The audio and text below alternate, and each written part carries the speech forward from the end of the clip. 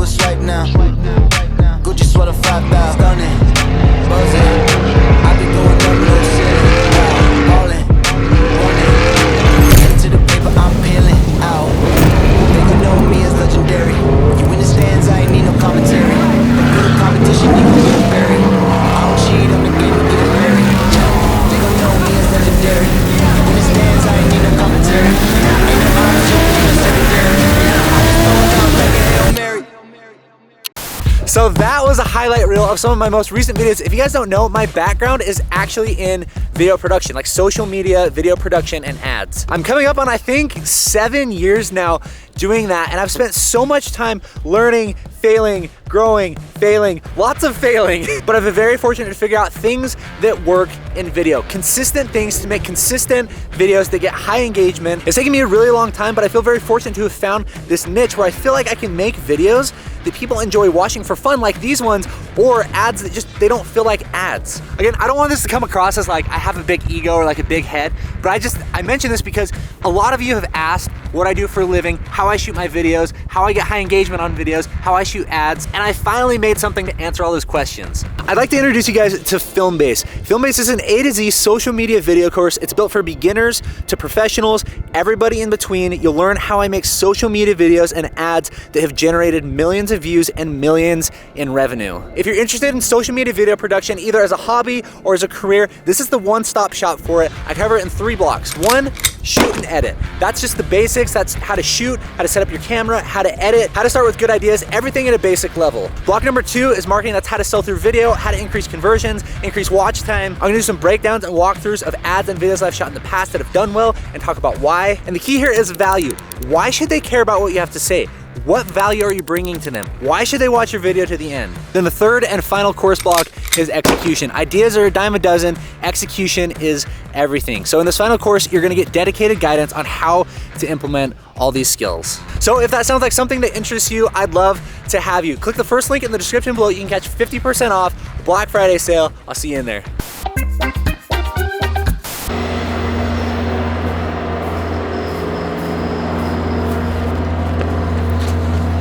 I've got a problem.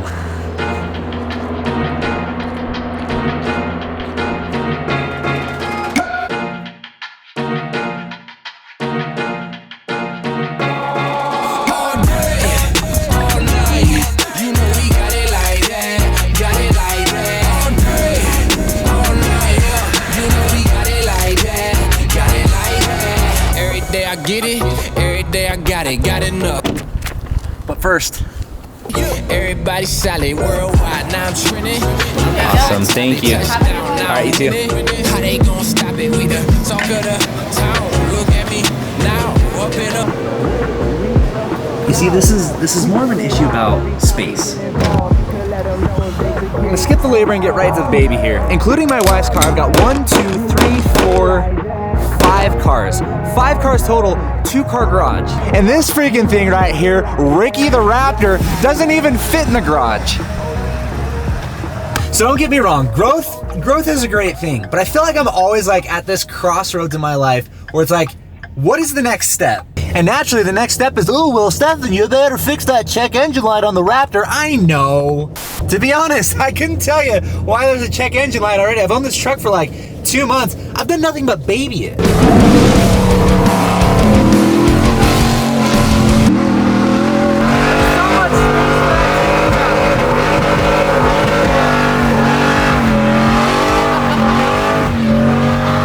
It's like you guys think I'm some kind of idiot or something, like I just take it off-road whenever I get the opportunity.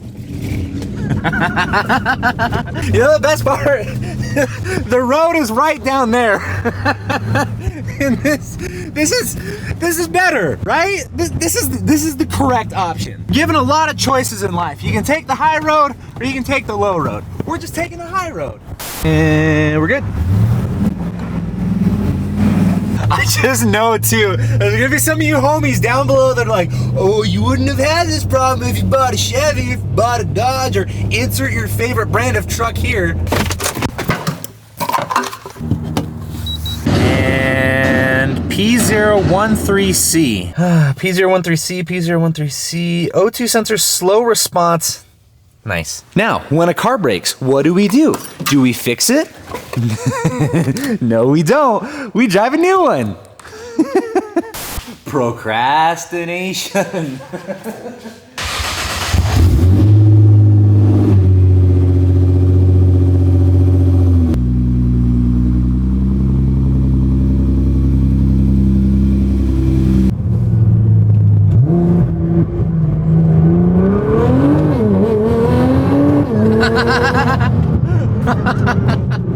One of my favorite things about this car is just the sound of the blow-off valves. I feel like it's just exactly what you want to hear with a turboed car.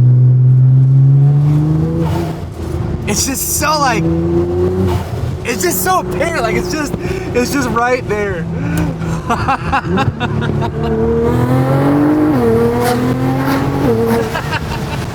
I love this car. I'm so glad to have it back. We're playing a little bit of musical cars today. It's always a gamble though. Every car is always where I left it, but you never know if, oh, she's still there. You know how in like every family, there's a problem child. Everybody else is good, they're responsible, they do good things, they look cool, and then there's the problem child. Also, I 110% locked this door the last time I left it. That means somebody has definitely been in here. Always kind of like a 50-50 chance that there's just gonna be a bum sleeping in the back seat. Keys, keys, keys, keys, keys, baby. 50-50 chance there's an actual bum sleeping in the back seat. 50-50 chance the car actually starts. No! No! This is the first time it hasn't started, ever. And like, oh, we got noises. This is the first. So you know the drill. When something breaks, repeat after me. Do we fix it? No, we don't. We move on with life. And on that note, 1992 Buick Roadmaster, fantastic condition, always babied, never parked outside, always garaged, for sale, 2,000 bucks. On the real, this car does start and it actually runs extremely well. It's just been sitting for a long time. But see, this is the exact problem. I have some cars in dirt lots out in the middle of nowhere. I have some in James's warehouse. I have some at shops broken down. I have some at my house. You notice a trend here? It's becoming problematic. Too many cars, not enough space. Like I mentioned, I have a 2-car garage. Well, on that note, farewell, old friend. I will be back, but at the same time, I hope that you're just gone by the time I come back. Who the flippin' heck is out here in a 720S? That's 765 LT. Bro, stop it. Oh my gosh. There's like, I think there's 2 or 3 of these in Utah. One just happened to fly by when I was pulling out of the storage lot. Oh my gosh. It's like, that's the dream spec. That's the dream spec. That legit was so not planned. I'm so stoked I got to see that just randomly. I've mentioned it before, my dream car, attainable dream car, mind you, that is like the actual dream car. A red McLaren 765 LT, but the attainable dream car is a McLaren 720S in Memphis red with either like a Vorsteiner or a 1016 Industries carbon kit on it. So perfect. Anyway, to the topic at hand, this is kind of the situation we're working with. Currently, my thought process is I need somewhere to work, first of all. Second of all, I need somewhere to put all the cars. So right now we're finishing our basement, hence like all the friggin' doors and stuff in the garage. I got my desk over there. All the stuff from the basement is stored in the garage for right now. So this is kind of the current situation because I'm editing out of places like Beans and Brews, Starbucks, free Wi-Fi. But we're finishing all of this out. This is gonna be a playroom right here in the center. We've got a full bathroom on this side, but here is gonna be the office. But I'm super stoked for this. We're gonna put a desk probably right here in the middle facing this way, but this is just gonna solve like part of the problem. Like I just need somewhere that I can edit from, I can shoot videos at, but the other part of that problem is we need somewhere to put all the cars. So that kind of leaves us with one option. Either A, we upgrade the house, or B, we upgrade to a warehouse.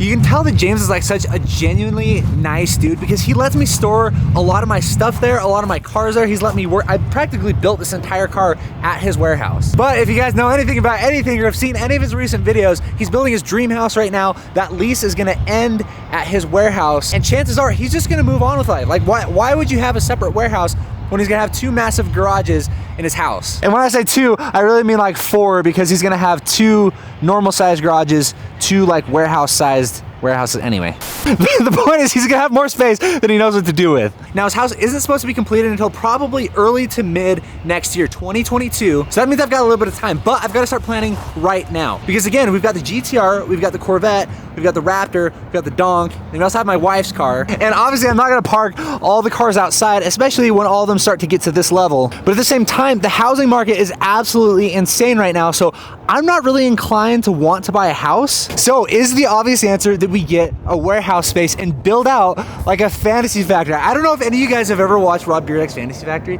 It was legit one of my favorite shows growing up. Like, imagine the possibilities if we had our own warehouse space. Something like this with massively high ceilings. Like you could legit put like a ramp in here, like a massive skateboard ramp with a foam pit. Who knows? It would house space for all the cars that I currently have, as well as have plenty of space for whatever cars I end up getting in the future. So again, this isn't something necessarily for the immediate future, but think like the next 6 to 12 months, we gotta figure something out. And I genuinely wanna know like what your guys' thoughts are. In 6 to 12 months time, leave a comment below. Do we go to a bigger house with more garage space, or do we just get a warehouse space? I'm kind of freaking out about it because it's a lot to think about. It's a lot to digest. I'm not complaining because it's a good problem to have. Growth is a good problem to have. More cars is a good problem to have. But I'm nervous because where we live now, like we got a great deal in the house. We've been there for almost 3 years ago. So think about the housing market 3 years ago. The mortgage is super cheap, but naturally at some point, you gotta move on to bigger and better things. Oh, a couple things to mention here. It is currently 3:06 in the morning. You can tell how late it is because of my voice. A few of you have actually mentioned this before. You're like, Stefan, your eyes look really red. Like are you under the influence of something? It's actually because I spend most nights editing because I have so much going on throughout the day. 3:07 in the morning, and I forgot to film an outro. So a couple things. Yes, our Christmas tree is already up and Thanksgiving hasn't even happened yet. Don't judge us. We like Christmas around here too. I hope you guys enjoyed the video. If you made it this far in it, you're a real one. If you liked the video, please be sure to give it a big thumbs up. Hit that subscribe button and the bell. And on that note, pull up see to you the in the crib, next I'm video. equipped with the brushstrokes. Cutthroat from the low, where no love goes. Women buddy like it's been that. When me looking at the bill stack. Off the bubbly buddy, I've been stressed out. Let the smoke scream from my chest out. Laced up, I really hate love from a stranger. Shit is fake stuff, only need it from you. Yeah, crash land in the palm of my hand.